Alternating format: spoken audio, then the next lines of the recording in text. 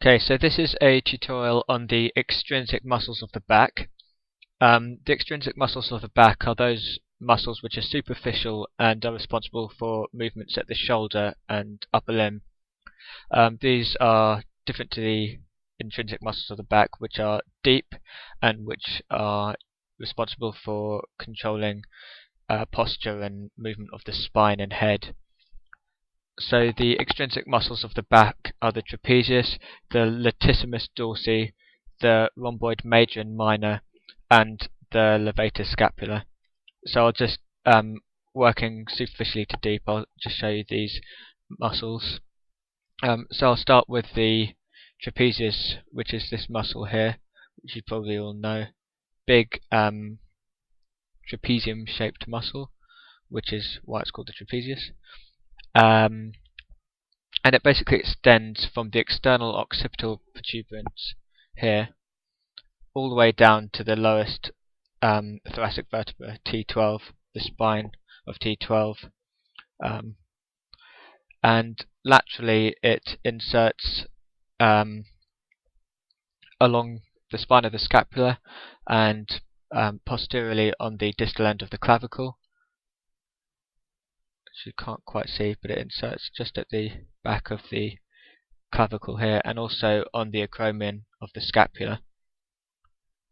So this muscle is responsible for elevating and depressing the scapula, and it also can retract the scapula. It's innervated by the axillary nerve. The accessory nerve, which is the 11th cranial nerve, and it receives sensory innervation from the ventral rami of C3 and C4. All the extrinsic muscles are innervated by the ventral rami as opposed to the dorsal rami, because these muscles insert onto the upper limbs, whereas the intrinsic muscles, which are primarily innervated by the posterior rami, are deeper and are just responsible for attaching to and controlling the posture and movement of the spine. So that's the trapezius, huge muscle here. Just get rid of that. The next muscle is the latissimus dorsi, and it's called that because in Latin latissimus means the broadest, and dorsi means back, so it's basically the broadest muscle of the back. So this muscle inserts into the humerus in between the insertion points of the pec major and the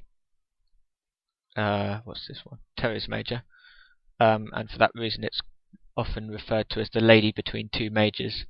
So it inserts in the intertubercular groove of the humerus in between the teres major and the pectoralis major. So this huge muscle, the latissimus dorsi, adducts the arm, extends, and internally rotates the humerus. It's innervated by spinal nerves C6, 7 and 8.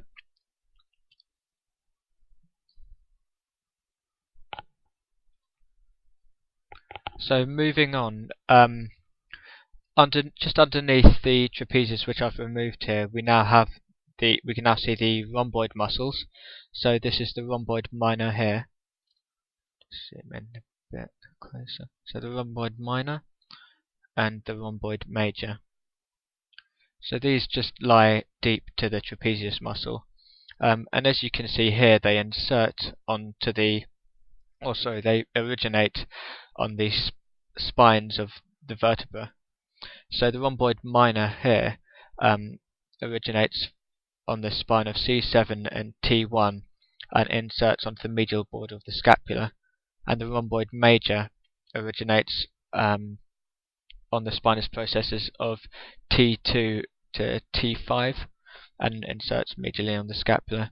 So these muscles basically keep the scapula pressed against the thoracic wall and they can retract the scapula when the trapezius is contracted. So they act as antagonists to the trapezius muscle. They're both innervated by the dorsal scapular nerve, which come off C3, spinal nerve C3 and C4. So these are the rhomboids. The last extrinsic muscle of the back is the levatus scapularis, or, well, collectively the levatus scapulae. So I'll just get rid of the rhomboids. Just had a good look at those. And underneath them you can see the levatus scapularis. So it's this muscle here. And as you can tell by the name, this muscle elevates the scapula. So levator is Latin, I guess, for lifter or something like that. So it elevates the scapula. So we can see just at its origin, it's covered by this muscle here, the sternocleidomastoid, and the splenius capitis. Oops.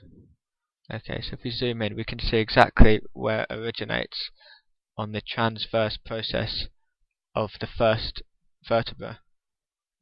And then if we follow the path down, we can see that it inserts on the superior angle of the scapula and the adjacent medial border. So that's the levatus scapularis, and it's innervated by branches of C4 and C5, and it elevates the scapula. So just to recap, the extrinsic muscles of the back, we've got the trapezius, the latissimus dorsi, the rhomboid major, the rhomboid minor, and the levatus scapulae, these two muscles here.